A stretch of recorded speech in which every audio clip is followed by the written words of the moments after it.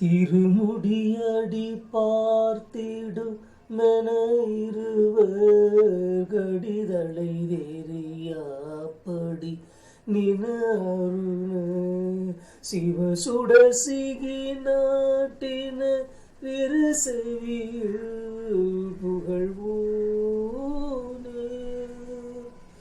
சய சய சரணாத்திரி என அடியர் இருவினை பொடியாக்கிய சுடர் வெளியே இருநடமிது பார்த்திடு மெனமகிழ் போர் குருநாதா.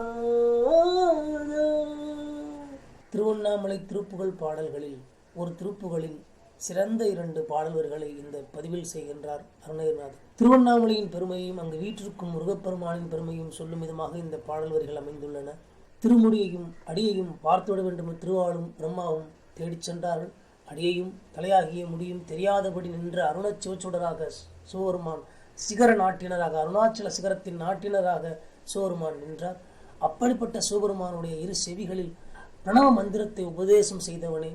அது மட்டும் இல்லாமல் அந்த சிவமலையை ஜெய ஜெய ஹரஹர சிவ சிவா என்று சரணாகதி அடைகின்ற அடியாருக்கு அவர்களுடைய இருவினையும் பொடியாக்கக்கூடிய சுடர் வெளியாக இருக்கக்கூடிய அந்த சிவன்மலையில் எனக்காக திருநடனம் இட்டு வந்து என்னை சீடனாக ஏற்றுக்கொண்ட பொன் குருநாதா, மகிழ்கின்ற பொன் குருநாதா முருகா என்று இந்த பாடலில் வர்ணிக்கின்றார். தன்னை குருவாக வந்து ஆட்கொன்ற அருணகிரி முருகப்பெருமானை அருணகிரிநாதர் வர்ணிக்கின்றார்.